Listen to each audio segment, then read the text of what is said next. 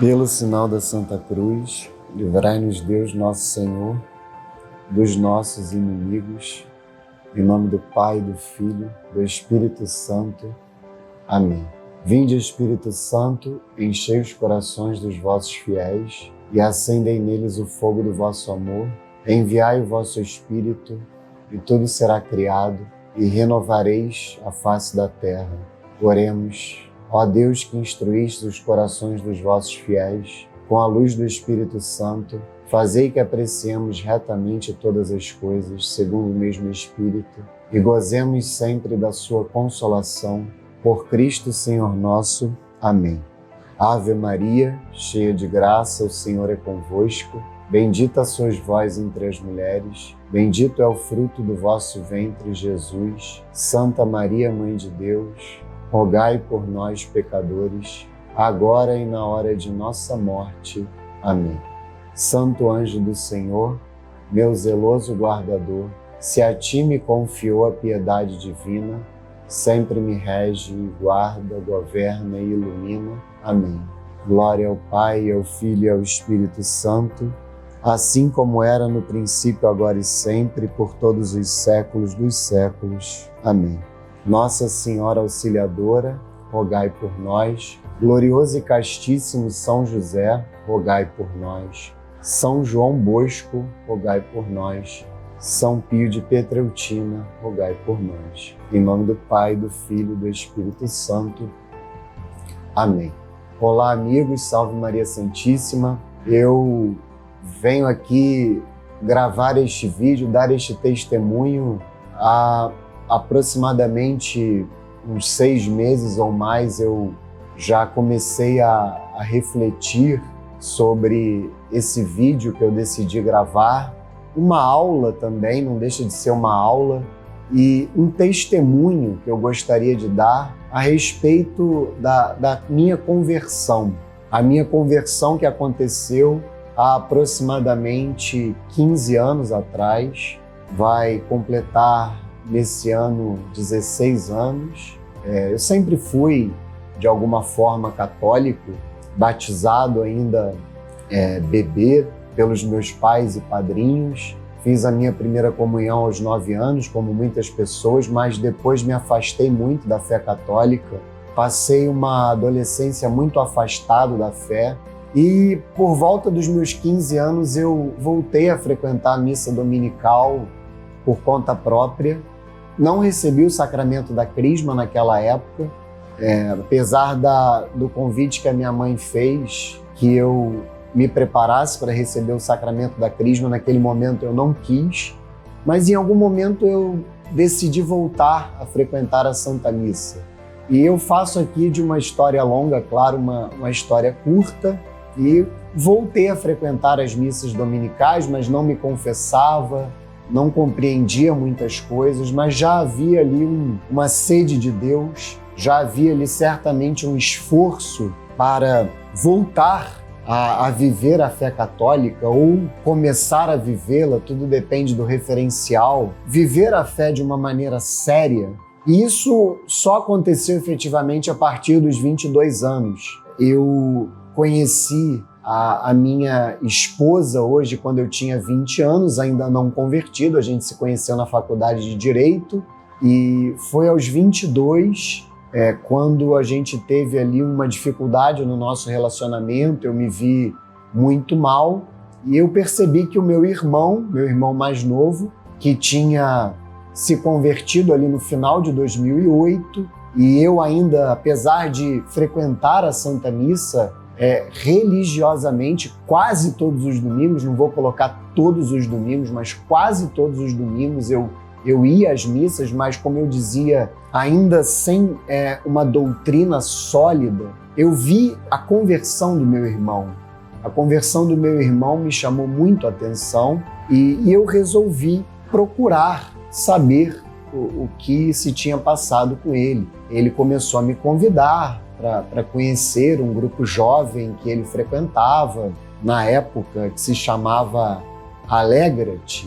Se reunia numa comunidade Hoje a Capela Santa Terezinha, que pertence à Paróquia São Francisco de Paula, aqui na Barra da Tijuca. E nesse grupo jovem, eu dei os meus primeiros passos na fé católica. E o testemunho que eu quero dar aqui, a tônica dessa aula e a tônica também de algumas reparações que eu desejo fazer, de algumas importantes retratações que eu desejo fazer, foi o amor à Santa Igreja Católica. Porque mesmo com os 15 anos em que eu voltei a frequentar a Santa Missa, o que me impedia de avançar na fé, o que me impedia de amadurecer na fé, hoje eu vejo isso claramente, é que eu não tinha amor pela Santa Igreja. O que eu vejo acontecer hoje com muitos ditos católicos que frequentam a minha paróquia, né? Eu sou fiel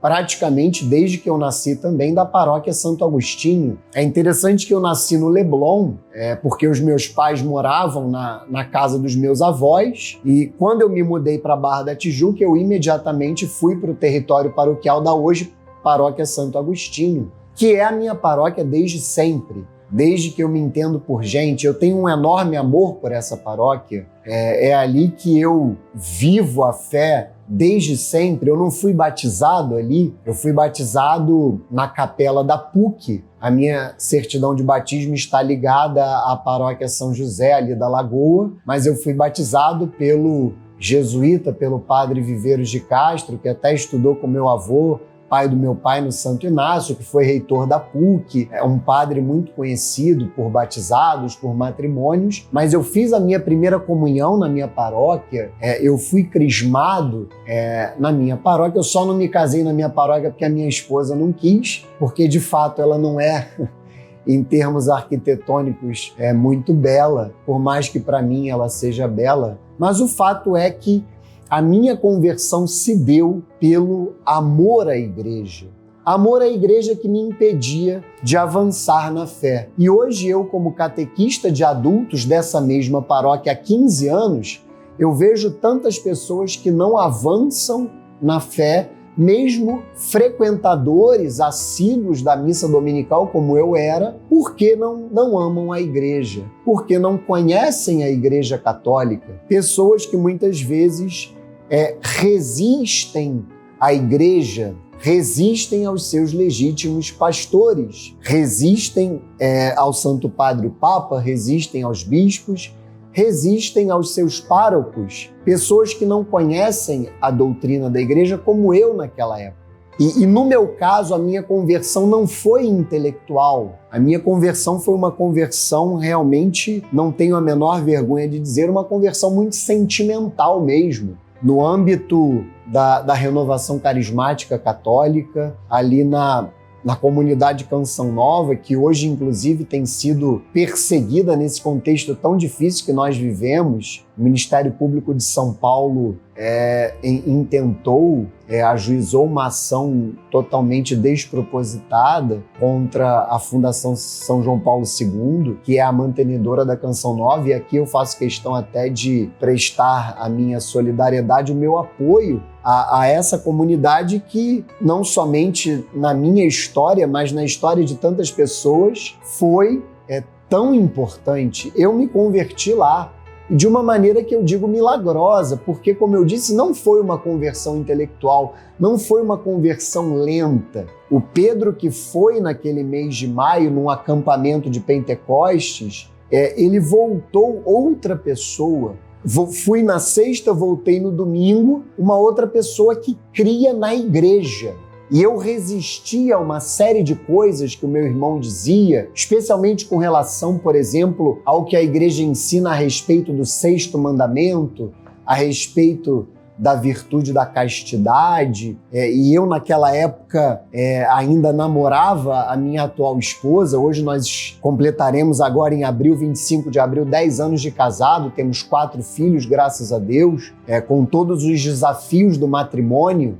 Mas naquela época eu ainda namorava e resistia muito à doutrina da igreja a respeito do que é um namoro honesto, do que é um namoro segundo nosso Senhor Jesus Cristo, segundo a igreja, e eu milagrosamente voltei de lá crendo em tudo que a igreja ensina. E não foi algo racional. Eu não estudei nada a respeito do que a igreja ensina. Eu simplesmente acreditei. Eu simplesmente tive, de fato, ali uma experiência com Deus, uma experiência com nosso Senhor Jesus Cristo, uma experiência com o Espírito Santo, e ali eu voltei crendo na igreja. Eu resistia à igreja, eu resistia às autoridades eclesiásticas, eu resistia à doutrina da igreja e eu voltei de lá como alguém que cria. Eu fui como, digamos, um pagão travestido de católico e voltei católico de lá. E aquele convite da minha mãe quando eu tinha 15 anos, eu aceitei, ele foi refeito por ela e por outras pessoas, e com 22 anos, em 2009, eu nasci em 87, eu aceitei aquele convite e fiz a catequese de adultos na minha paróquia. E até hoje me lembro do meu catequista, a filha dele, inclusive, hoje é uma irmã, a considero, inclusive, uma boa amiga, a amiga de paróquia, né? A Ana Paula. O catequista, o então catequista, o Marcos Salgado, para mim, é aquele que foi o meu mestre, no sentido do exemplo que eu tive para abraçar esse chamado, que é, sem dúvida nenhuma, um dos grandes chamados da minha vida, que é o de ser catequista. Por mais que eu tenha outros inúmeros chamados, o chamado de ser esposo, o chamado de ser pai, o meu chamado profissional de ser jurista, eu fiz direito e hoje de ser empresário, eu sou empresário na área de seguros, numa empresa que foi fundada há 26 anos pelo meu pai, eu trabalho com meu pai, com meu irmão, graças a Deus, sem ter deixado completamente a minha vocação profissional de advogado, mas esse chamado que para mim é um dos mais importantes de ser catequista e que acaba por influenciar todas essas outras vocações. O ser catequista abrange todas elas. E o Marcos Salgado, esse meu professor que me deu aula de 2009 a 2010, em 2010 eu fui crismado, e na época o Marcos não estava completamente sozinho. Outras catequistas foram muito importantes também naquele momento, a Ilma, a Cláudia, também foram marcantes para mim, mas o Marcos foi o principal. Até hoje ele está lá na paróquia e até hoje nos encontramos eventualmente. Eu resolvi me unir a ele e ajudá-lo. E tudo que me levou a isso foi o amor pela igreja, o amor pela Santa Igreja Católica. O amor pela Santa Igreja Católica me fez desejar ser crismado, depois me fez desejar ser catequista, desejar ter uma paróquia e desejar, sendo catequista, fazer algo pela igreja, mesmo como fiel leigo, ensinar aquilo que me foi ensinado, transmitir aquilo que me foi transmitido, que é a fé católica, que é a doutrina da Santa Igreja. E depois de algum tempo, com o passar dos anos, eu, sem deixar a paróquia, eu há 15 anos continuo a fazer isso na paróquia e tenho imensa alegria de dizer que, não para me enaltecer, mas para dar testemunho mesmo, que assim como o Marcos foi exemplo para mim, eu pude ser um miserável exemplo para outras pessoas e que hoje, graças a Deus, temos lá uma equipe de quase 10 catequistas na nossa catequese de adultos com 5 turmas. Naquela época era apenas uma turma em 2009. E hoje, em 2025, nós somos quase 10 catequistas com 5 turmas de catequese para adultos. Não conheço o trabalho que é feito em outras paróquias, é evidente que eu os respeito e rezo por eles e me sinto irmão de cada um. Mas, graças a Deus, fazemos o simples ali na catequese, um feijão com arroz, bem feito, graças a Deus. Ensinamos o que está no Catecismo da Igreja Católica, o Catecismo Amarelo, que está aqui na mesa, de São João Paulo II, sempre muito enriquecido com a Sagrada Escritura e acompanhado pelo compêndio. O compêndio que foi publicado no pontificado do Papa Bento XVI. E eu falo disso porque essa conversão aconteceu pelo amor à Santa Igreja Católica e foi pelo amor à Santa Igreja que tudo aconteceu depois em matéria de apostolado na minha vida. Eu consegui, por graça de Deus, desenvolver esse apostolado na paróquia e depois, seguindo até o que está no Catecismo da Igreja Católica, o Catecismo de São João Paulo II mesmo, a respeito dos fiéis leigos, entendi que era importante fazer um apostolado fora da paróquia.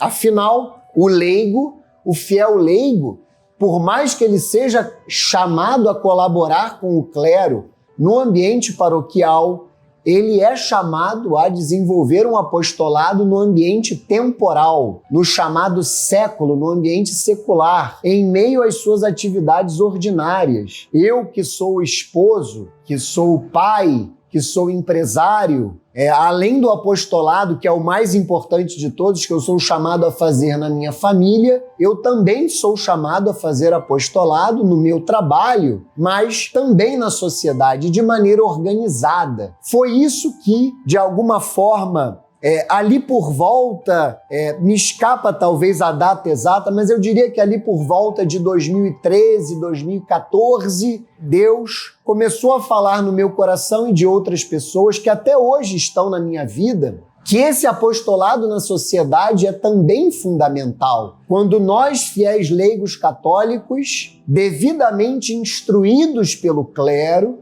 instruídos pelos nossos pastores, formados por eles, santificados por eles através dos sacramentos, nós saímos das paróquias para santificar o mundo, para santificar a sociedade. E ali naquela época surgiu um movimento chamado Movimento Sentinelas. Movimento Sentinelas que eu fundei juntamente com a hoje deputada federal, Cris Tonieto, o seu esposo, hoje seu esposo, Lucas Tonieto, na época era namorado dela, e uma outra irmã chamada Priscila Dalcin, e naquela época havia uma grande ameaça da cultura da morte, que ainda hoje existe, a chamada ideologia de gênero, e que naquela época essa ameaça estava muito latente, porque os promotores da cultura da morte queriam implantar a ideologia de gênero em cada estado, em cada cidade, através das suas assembleias legislativas, das suas câmaras municipais. E juntamente com esses irmãos, sem saber exatamente o que nós faríamos, nós começamos a promover seminários inspirados em outros irmãos do Movimento Provida, inspirados em outros seminários que nós tínhamos visto e dos quais tínhamos participado. Nós começamos a promover seminários. Promovemos um seminário na nossa paróquia, a Paróquia Santo Agostinho. Depois promovemos um outro seminário na Paróquia Imaculada Conceição do Recreio. Outro seminário na Paróquia São Marcos, ali também no Recreio, início do Recreio ali. E caminhava muito bem esse movimento Sentinelas. Caminhava até de maneira muito promissora, com muito zelo pela doutrina, com, claro, erros, com excessos, com dificuldades, próprios daqueles que querem fazer algo, próprios daqueles que estão a tentar fazer o bem e que são jovens, como éramos naquela época, e de alguma forma somos até hoje. Precisamos sempre ter a humildade necessária para reconhecer que temos muito a aprender. E naquele momento, de alguma maneira, comecei ainda no movimento Sentinelas a viver uma tentação que até hoje, imagino que sempre me acompanhará e acompanhará todos aqueles que desejam combater os erros que devem ser combatidos, não somente na sociedade. Vivemos em uma sociedade em crise, isso é inquestionável, basta abrirmos os olhos. Mas, ao mesmo tempo que a sociedade está em crise, a sociedade é um grande campo para fazermos o apostolado. E uma crise, sem dúvida nenhuma, muitas vezes vem da sociedade e ameaça a própria igreja. E nós que queremos fazer apostolado, nós que amamos a igreja, nós que temos essa sede de fazer o bem, nós que temos essa sede de servir a igreja, esse é o alerta que eu gostaria de fazer ao dar o meu testemunho. E eu comecei pelo meu testemunho de maneira proposital. Eu me questionava qual seria a melhor maneira de falar sobre esse assunto que tanto tem me inquietado ao longo desses últimos anos, especialmente ao longo desse último ano. Como eu deveria abordar essa questão? Eu precisava ir na raiz do problema, porque eu tenho visto, infelizmente, muitos jovens, muitas pessoas, e quando eu falo aqui jovens é evidente, isso engloba tanto as pessoas de idade diminuta, de pouca idade, mas também pessoas de fé diminuta, pessoas recém-convertidas, como eu. Eu tenho 15 anos de caminhada, isso não é nada. Eu acabei de me converter, eu preciso me considerar um recém-convertido. E é isso que eu tenho visto, infelizmente, acontecer. Pessoas que com sinceridade desejam servir a igreja, que com sinceridade se convertem, que com sinceridade amam a igreja, que com sinceridade buscam fazer apostolado, mas que, infelizmente, esse amor pela igreja, ele se perverte. E como essas pessoas, como aconteceu comigo, eu não estou a falar aqui de outras pessoas, eu estou a falar de mim. E o objetivo deste vídeo é falar de mim, é falar de uma tentação que começou a acontecer na minha vida. Eu me converti em 2009, essa tentação começa a acontecer na minha vida ali por volta, como eu falei, dos anos de 2013 e 2014. Quando eu comecei a conhecer até hoje falada, que eu ouço muito falar e que existe e que é um grande problema na igreja, a chamada teologia da libertação, e ali eu comecei a querer combater esse erro que, de fato, em muitos sentidos, é um grande erro a ser combatido, um grande problema a ser combatido, mas eu quis combatê-lo de uma maneira muito desordenada e sem ter o devido preparo. E ali começaram a surgir grandes desordens na minha vida, porque sem a devida vida espiritual, sem a devida vida intelectual, sem a devida vida de apostolado. Porque eu hoje tenho a convicção de que esses são os 3 pilares, e há um bom tempo eu tenho essa convicção, de que esses são os 3 pilares da vida apostólica de um fiel leigo e de qualquer vida apostólica: a oração, o estudo e a vida apostólica em si mesma. É uma vida de apostolado, mas aqui principalmente em um sentido positivo, em que eu me coloco a promover a fé, em que eu me coloco a ensinar a doutrina, que é o que eu faço há 15 anos. E eu comecei a viver uma grande dicotomia na minha vida de apostolado. Eu nunca deixei, e foi isso que me salvou.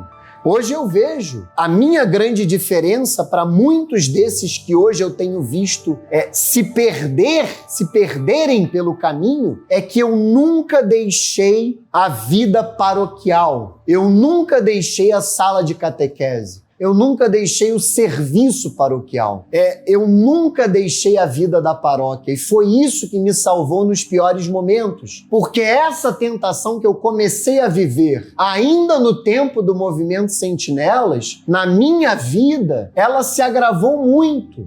Em 17 de setembro de 2016, eu fundei o Centro Dom Bosco, e ali naturalmente o movimento Sentinelas ele ainda existia naquela altura, mas ele se converteu para todos nós que ainda estávamos no movimento Sentinelas, no então Centro Dom Bosco, e ali eu cada vez mais caí nessa tentação que já estava presente lá no movimento Sentinelas, de amar a igreja de uma maneira tão desordenada que eu me tornei, aos poucos, um inimigo dela. Eu me colocava contra ela. Eu estava mais preocupado em denunciar os erros. Eu estava mais preocupado em expor as suas mazelas do que em tentar efetivamente resolver os problemas. E aqui não há nenhum tipo de tentativa de dourar a pílula, não se trata disso. Há sim uma crise que não é da igreja, porque a igreja é santa e isso é dogma de fé, eu já falei isso diversas vezes, mas há uma crise que assola a Santa Igreja, tanto por fora como por dentro, mas muitas vezes eu me coloquei como aquele inimigo que estava mais preocupado em denunciar essa crise do que em trabalhar para resolvê-la efetivamente. E eu comecei a viver essa dicotomia. A dicotomia do Pedro, catequista da sua paróquia, que ali semanalmente ou quinzenalmente ensinava os seus alunos, fazia um trabalho efetivo ali para cuidar de almas na paróquia e muitas vezes em outros ambientes se colocava como aquele que expunha as feridas, sem a devida consideração, sem a devida meditação, expunha as feridas de pessoas de uma dignidade alta na hierarquia eclesiástica da igreja. E hoje eu vejo que eu fiz isso de maneira desordenada. Eu não fiz isso e esse é um exame de consciência meu. Esse é um exame de consciência que eu faço e uma avaliação que eu faço, que eu posso ter e efetivamente o fiz, influenciado mal muitas pessoas e sido uma má influência para muitas pessoas. A partir do momento, por exemplo, em que eu gravo vídeos expondo feridas do Santo Padre o Papa, a partir do momento em que eu gravo vídeos com falas duras a respeito do Santo Padre o Papa Francisco ou de seus predecessores, de cardeais, de bispos, de sacerdotes, de pessoas notáveis na igreja, hoje eu vejo que essa não é uma postura adequada da maneira que eu fiz. Eu considero que foi uma desordem e eu gostaria de reparar esse mal. Eu gostaria de publicamente me retratar daquilo que eu fiz. E como eu falava, essa foi uma tentação que me acompanhou durante quase aproximadamente 10 anos na minha caminhada. Desses 5 anos, ou melhor, perdão, desses 15 anos de caminhada que eu tenho, 10 anos eu convivi e ainda conviverei muito tempo, penso eu, com essa tentação. O zelo pela Santa Igreja, o zelo pela defesa da fé católica, me colocar contra ela. E infelizmente é isso que eu tenho visto a partir de muitas pessoas, e evidentemente eu não citarei nomes aqui, não é esse o objetivo do vídeo é falar de mim e falar do que eu vivi para que eu possa fazer um alerta para as pessoas que vão assistir esse vídeo, principalmente para os pequeninos. É claro, se alguma pessoa que tiver grande influência quiser fazer um exame de consciência, eu ficarei muito feliz. Porque, sem dúvida nenhuma, hoje eu vejo, e eu sou obrigado a dizer isso nesse vídeo, muitas pessoas que têm crescido nas redes sociais, nesse ambiente, eu nem gosto desse termo, mas nesse ambiente dos chamados influenciadores católicos, que têm crescido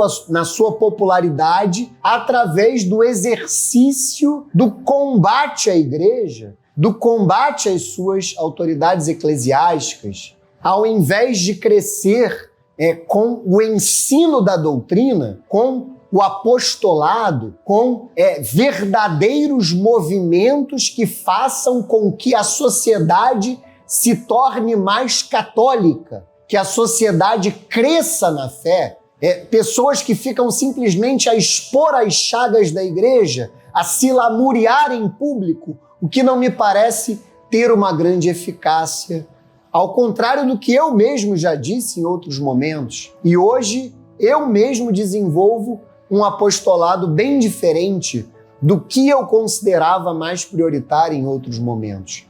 Então, eu vejo diversos influenciadores católicos muito preocupados em expor as chagas da igreja e é inegável que esses vídeos angariam muitas curtidas.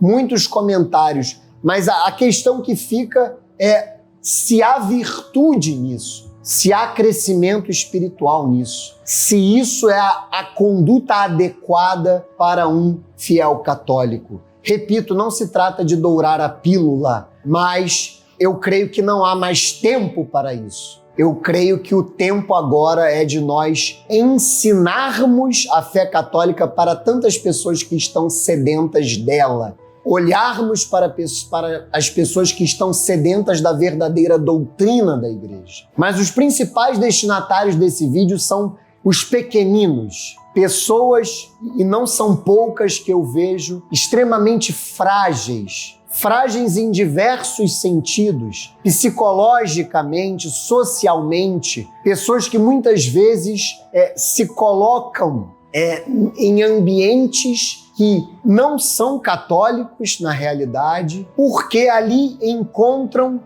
na realidade, um ambiente social que as acolhe. Essa é que é a verdade. Ali não há verdadeira conversão, ali não há nem sequer um processo intelectual de consideração do que é a verdadeira conduta de um católico diante do momento atual. O que há é simplesmente o suposto refúgio de alguém que está extremamente fragilizado diante de uma situação difícil e que, infelizmente, encontra uma série de más companhias, de maus líderes que a levam para um mau caminho. E eu queria aqui dizer publicamente que eu andei por esse mau caminho durante muito tempo e que, graças a Deus, eu fui resgatado, graças a Deus eu fiz um exame de consciência e, graças a Deus, eu pude sair desse mau caminho. Esse mau caminho que eu mesmo estava trilhando pela minha própria responsabilidade. Eu me coloquei muitas vezes contra a autoridade suprema da igreja, o Santo Padre, o Papa. Eu me coloquei muitas vezes contra o meu bispo. Eu me coloquei contra os bispos, os cardeais, em particular o meu bispo aqui, que é o cardeal Dom Orani João Tempesta. Muitas vezes me coloquei contra o meu pároco, o Frei João, de maneira indireta, eu poderia dizer, por simples rebeldia, por falta de compreensão concreta de tudo o que envolve o ser católico. Porque hoje nós vemos pessoas que querem, infelizmente, criar uma igreja ao seu modo. Pessoas que, diante dos problemas que elas notam na sociedade, que existem e são inegáveis, pessoas que, diante dos problemas que elas notam na própria igreja, que existem e são inegáveis, elas decidem se refugiar em ambientes que não estão em comunhão com as autoridades eclesiásticas, que não estão em comunhão com o Santo Padre, o Papa, que não estão em comunhão com os bispos, como eu mesmo fiz. Sem dúvida nenhuma, não é esse o caminho diante desses tempos de crise. Custe o que custar, nós devemos nos manter na igreja. Custe o que custar, nós devemos nos manter unidos ao Santo Padre, o Papa, mas não só de boca, não só de aparência, não de uma maneira intelectual e falsa, de fato, unidos a Ele. Esse é o ponto. E para fundamentar isso minimamente, porque como eu falei, aqui eu estou diante de uma aula também, eu tive o meu conteúdo de testemunho, o meu testemunho que veio desde a minha conversão, uma conversão que me levou ao amor à igreja, até os tempos da tentação, que começaram lá no movimento Sentinelas, ali por volta de 2013, 2014, desde que eu decidi, como eu penso que deve ser para todo fiel leigo, fazer apostolado na sociedade, defender a fé católica, defender a Santa Igreja, e que, de alguma maneira, essas tentações se intensificaram muito no momento em que o movimento Sentinelas, na minha vida, naturalmente se converteu no Centro Dom Bosco, dois movimentos que eu, com outros irmãos, com amigos, eu ajudei a fundar. Essas tentações se agravaram de uma tal maneira E o que me segurou, como eu falei, só para deixar o raciocínio bem fechado, foi a vida paroquial. A vida paroquial e o serviço paroquial. Porque a vida paroquial nos mantém com os pés no chão. Esse é o detalhe. Muitas pessoas hoje vivem um catolicismo de rede social. É um catolicismo de YouTube. Você entra ali no Instagram muitas vezes, e eu mesmo até hoje sigo várias dessas páginas, e você vê todos aqueles abusos litúrgicos, aquelas tragédias. E essas pessoas que vivem rodeadas desses vídeos, elas acham que a igreja é aquilo, porque elas não vivem nas paróquias e não veem as pessoas que estão ali, que são católicas de fato. E essas pessoas vivem um catolicismo artificial, de rede social, começam a julgar a todos, só elas são católicas. E elas perdem por completo o contato com a realidade. Então, nesse momento mais escuro, nesse pior momento, em que eu comecei de fato a cair em um cisma progressivo, porque não existe apenas o estado de cisma perfeito e acabado. Existe um momento em que você está na igreja e existe aquela ameaça de cisma que começa a crescer na sua alma e na sua vida. E eu vivi isso concretamente. E o que me salvou foi o fato de eu ter uma paróquia, foi o fato de eu ter para onde voltar, o fato de eu ter uma família e ter serviço paroquial na minha vida. E foi isso que me segurou, que me prendeu à realidade. E hoje eu me preocupo muito com essa proposta de catolicismo que não é exclusiva desses ambientes sobre os quais eu tenho falado, que é um catolicismo sem paróquia, que é um catolicismo desvinculado das paróquias. É inegável que as paróquias têm uma série de problemas, fofocas, intrigas, que são próprios das misérias humanas. As nossas famílias também têm esses problemas e nós não as deixamos. Eu penso que é fundamental resgatarmos a verdade, a noção de que nós devemos ter uma paróquia, nós devemos estar como católicos enraizados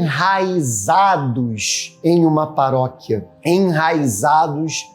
paróquia, e isso é próprio do ser católico.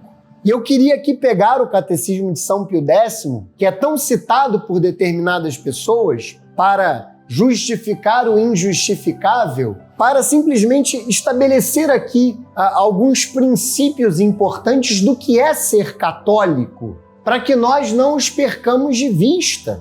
Primeiro, lá na pergunta 149 do seu catecismo, aqui nessa edição da editora Permanência, ele vai dizer o seguinte: o que é a Igreja Católica? A Igreja Católica é a sociedade ou reunião de todas as pessoas batizadas que, vivendo na terra, professam a mesma fé e a mesma lei de Cristo, participam dos mesmos sacramentos e obedecem aos legítimos pastores, principalmente ao Romano Pontífice. E aí ele vai continuar na próxima pergunta para deixar bem claro o que é necessário para alguém ser membro da igreja. Para alguém ser membro da igreja é necessário estar batizado, que é um fato objetivo, crer e professar a doutrina de Jesus Cristo, participar dos mesmos sacramentos, reconhecer o Papa e os outros legítimos pastores da igreja. Então aqui vem essa questão do reconhecimento,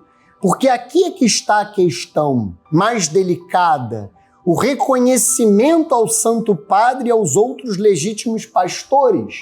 E eu só queria, na próxima pergunta, delimitar isto com São Pio X, evidentemente. Quem são os legítimos pastores? A quem nós devemos reconhecer. Os legítimos pastores da igreja são o Pontífice Romano, isto é, o Papa, que é o pastor universal, e os bispos. Além disso, sob a dependência dos bispos e do Papa, tem parte no ofício de pastores os outros sacerdotes, especialmente os párocos. E aí vem essa questão do reconhecimento, porque muitas pessoas hoje, eu já tenho aulas gravadas a respeito da questão do sedevacantismo, que eu não há tempo para falar sobre isso nesse vídeo, das pessoas que não reconhecem o Santo Padre e o Papa. É evidente que essas pessoas, é claro que Deus é que vai julgá-las, mas em teoria essas pessoas se colocam fora dos requisitos que São Pio X está a colocar aqui, porque elas não reconhecem o Santo Padre e o Papa e os legítimos pastores. Aqueles que se declaram sedevacantistas, ou mesmo que não se declaram, aqueles que no seu íntimo são sedevacantistas, aqueles que não reconhecem o Santo Padre e o Papa como vigário de Cristo na terra, pastor supremo da Igreja, esses não são católicos, segundo o que diz São Pio X. Evidentemente, não estou aqui a dizer que essas pessoas estão a caminho do inferno. Elas, pelo contrário, é que dizem que nós que reconhecemos o Santo Padre é que estamos em uma outra igreja e estamos a caminho do inferno. Porque essas pessoas estão em tamanha confusão, e eu acabei de falar aqui brevemente sobre o nível de confusão que eu mesmo já testemunhei nesses meios, confusão psicológica, confusão social, desamparo em uma série de sentidos, pessoas muitas vezes recém-convertidas, que não têm muitas vezes o amparo devido, que só Deus irá julgá-las. Mas aqui existe um outro problema que muitas vezes não é percebido. São aquelas pessoas que dizem que reconhecem o Papa, dizem que reconhecem os bispos, os legítimos pastores, mas os desprezam. Ou, para usar a palavra que está na moda, que eu tentei aplicar a mim no meu testemunho, resistem às legítimas autoridades. E nós veremos que isso, e depois de muita reflexão, eu cheguei a essa conclusão, isso não é possível. São Pio X vai dizer o seguinte no seu catecismo, lá na pergunta 203, como qualquer católico deve proceder para com o Papa. Todo e qualquer católico deve reconhecer o Papa como Pai, Pastor e Mestre universal e estar unido a ele de espírito e coração, de maneira que não é possível resistir ao Santo Padre e o Papa dessa maneira, como nós vemos essas pessoas fazerem esse desprezo absoluto, teórico, a priorístico, é injustificável, é contrário à doutrina da Igreja. Eles colocam 1000 argumentos, estado de exceção canônico, crise na Igreja. Isso não existe, isso não é católico. É uma postura anticatólica. O que nós vemos são igrejas paralelas, que são feitas à margem da Igreja e que eu mesmo fiquei tentado a pensar que esses caminhos são legítimos e não são. É um termo muito adequado, na minha visão, o termo que essas pessoas são sedevacantistas em um sentido prático. É evidente que é um termo impróprio, é um termo para mostrar que essas pessoas, elas dizem que reconhecem da boca para fora, mas no coração não reconhecem, porque elas não estão unidas ao Santo Padre em espírito e coração. Na pergunta 209, São Pio X vai dizer o seguinte a respeito do bispo. Deve o fiel estar unido ao próprio bispo? Sim. Todo e qualquer fiel eclesiástico ou leigo deve estar unido de espírito e de coração ao próprio bispo, que está em graça e comunhão com a sé apostólica. Então vejam, o critério é o bispo estar em comunhão com o Santo Padre e o Papa, de maneira que sim, nós devemos estar unidos da mesma maneira, de espírito e de coração com os nossos bispos. E aí, como nós devemos proceder para com o bispo? É a pergunta seguinte. Todo e qualquer fiel eclesiástico ou leigo deve respeitar, amar e honrar o próprio bispo e prestar-lhe obediência em tudo que se refere ao bem das almas e ao governo espiritual da diocese. Vejam que é o que está no Catecismo de São Pio X, inquestionavelmente um catecismo de acordo, da mesma maneira que é o Catecismo Romano que está aqui, Catecismo de São João Paulo II, são catecismos que estão totalmente de acordo com a tradição de 2000 anos da Igreja. E aí vem a figura do pároco, na 213, que deveres têm os fiéis para com o seu pároco. Eu quis delinear bem a questão do Santo Padre, do bispo e do pároco. Os fiéis devem conservar-se unidos ao seu pároco, ouvi-lo com docilidade, professar-lhe respeito e submissão em tudo que interessa ao bem da paróquia. Esse é o caminho.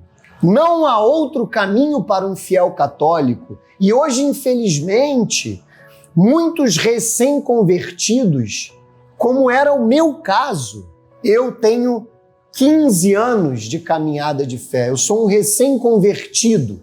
Muitos recém-convertidos têm se colocado como professores, doutores da igreja nas redes sociais, para dizer que existe um outro caminho diferente desse que eu acabei de ler, outro caminho para a santidade, outro caminho para o céu, e não há. Professar é o batismo, crer e professar a fé católica, os sacramentos e a submissão, a comunhão com os legítimos pastores. E aí, por fim, eu quis colocar aqui o que São Pio X diz a respeito dos cismáticos. O que é o pecado de cisma? Não é a minha intenção dizer o grupo A, o grupo B está em pecado de cisma, não é isso. É para que nós entendamos que o cisma, da mesma maneira que acontece com a heresia, é algo que pode acontecer de maneira progressiva. A heresia, ela se configura através de uma recusa com pertinácia, mas ela pode começar com uma dúvida. Vejamos aqui o que é o cisma na pergunta 229 do Catecismo de São Pio X. Quem são os cismáticos? Os cismáticos são os cristãos que, não negando explicitamente dogma algum, ou seja, eles têm a fé íntegra, se separam voluntariamente da Igreja de Jesus Cristo ou dos legítimos pastores. Então, o que há hoje no ambiente católico, da parte de muitos recém-convertidos e da parte de muitas pessoas que muitas vezes frequentam as próprias paróquias, são ameaças de cisma, diferentes graus, eu diria, vou usar uma palavra aqui errônea, imprópria, mas são cismas embrionários, cismas em potência, pessoas com essa atitude de rebeldia.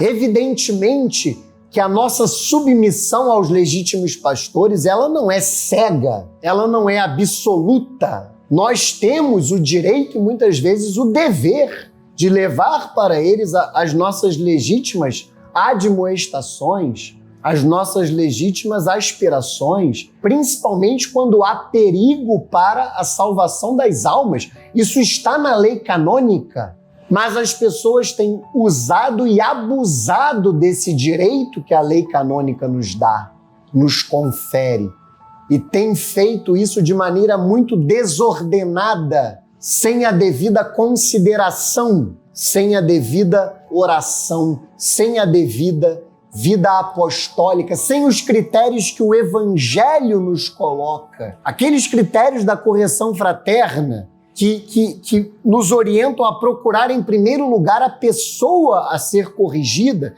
Nós não estamos a seguir esses critérios.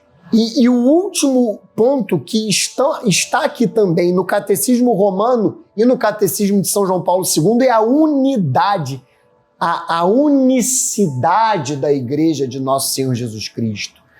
Por que dizeis que a Igreja é una? Pergunta São Pio X. Digo que a verdadeira Igreja é una porque os seus filhos, de qualquer tempo ou lugar, estão unidos entre si na mesma fé, no mesmo culto, na mesma lei e na participação dos mesmos sacramentos sob o mesmo chefe visível, o Romano Pontífice. E esses grupos, a partir de erros que eu mesmo corri o risco de cometer, apontam muitas vezes que existem duas igrejas, que a igreja, muitas vezes usam termos absurdos, como a igreja pós-conciliar, a Roma pós-conciliar, como se houvesse uma divisão na igreja de Nosso Senhor Jesus Cristo. E aqui sim, há até um risco de heresia. Aqui sim, é evidente que darão explicações, como sempre tem, explicações das mais diversas. A igreja de Nosso Senhor Jesus Cristo é uma só. É a Santa Igreja Católica. Por isso é que fica aqui o apelo para que nós permaneçamos na Igreja de Nosso Senhor Jesus Cristo. E é o apelo de alguém que tem estudado esses assuntos relacionados à crise da Igreja há anos. Tenho me aprofundado nesses assuntos, não apenas com a leitura de livros, o que é muito importante, mas não se trata apenas de uma questão intelectual. Esse é um problema, como eu falei, psicológico, também social.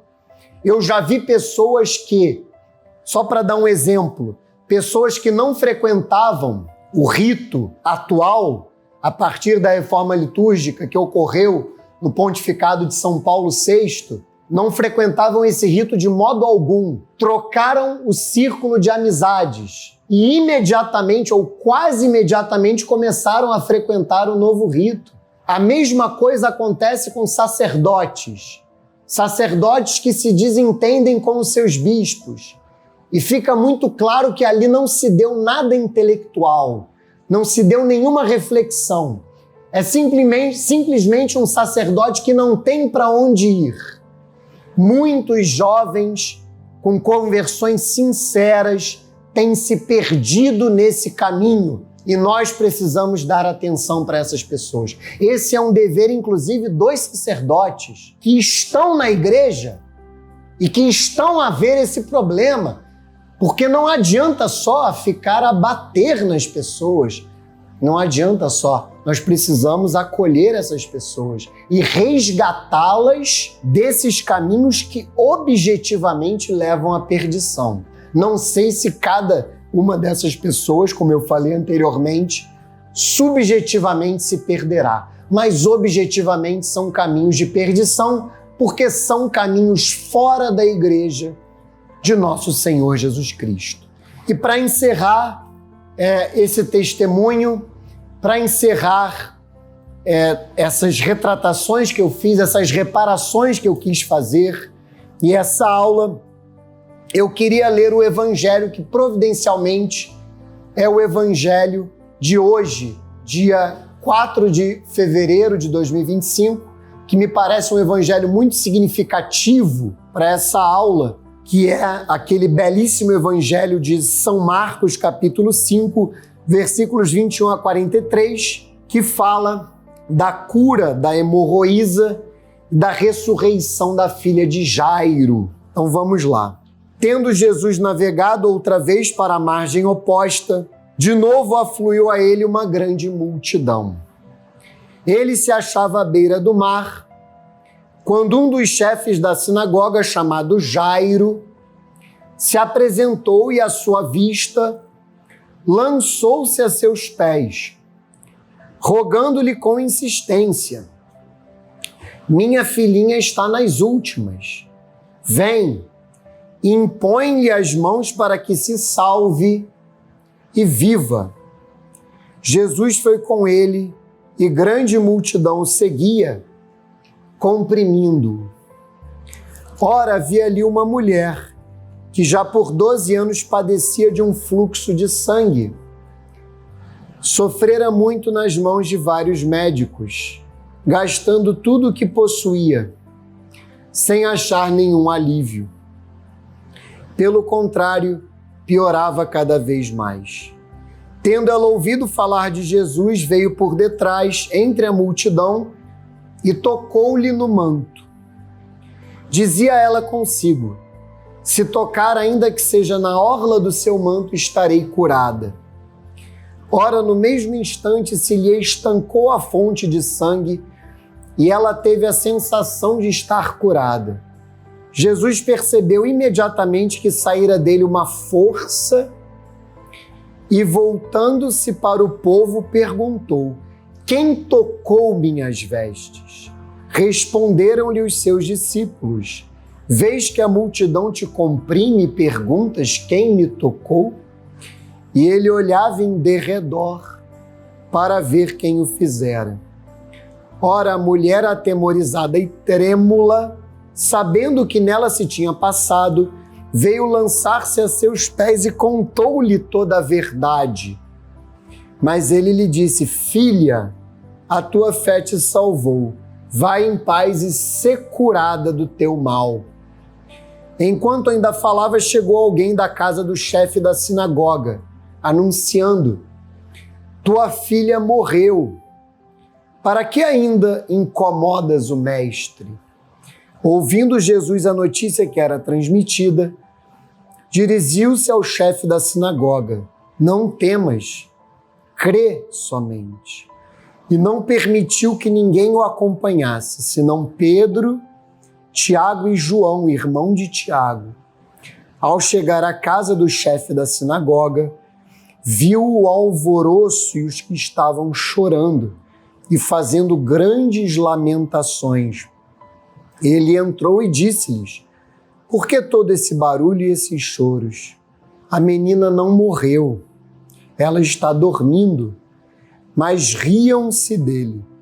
Contudo, tendo mandado sair todos, tomou o pai e a mãe da menina e os que levava consigo e entrou onde a menina estava deitada. Segurou a mão da menina e disse-lhe: Talitha cum, que quer dizer: menina, ordeno-te, levanta-te.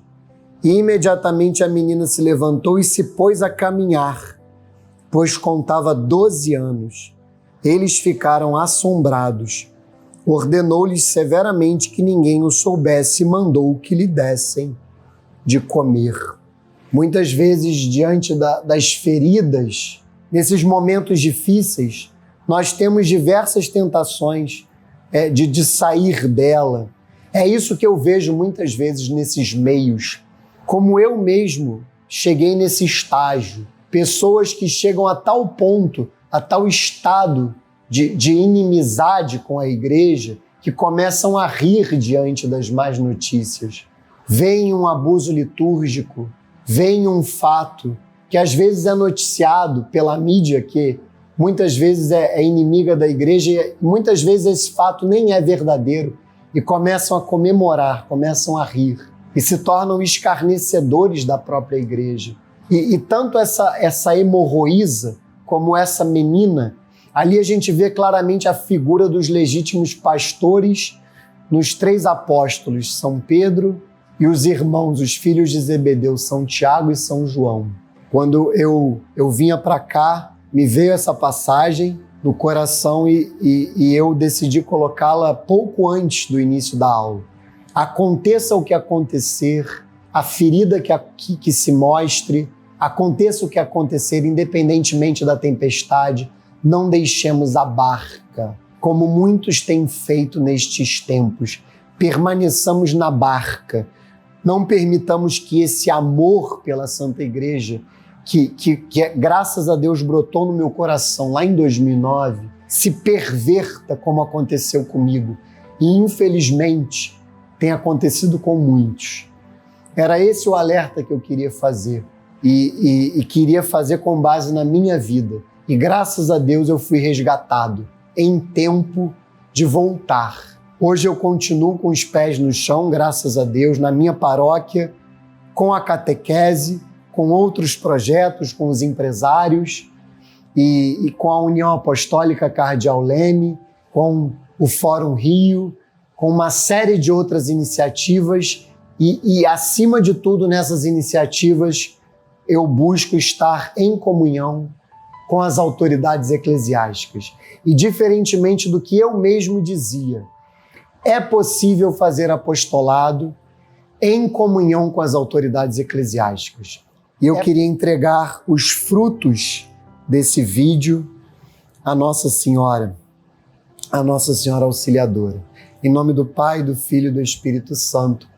Amém. Ave Maria, cheia de graça, o Senhor é convosco.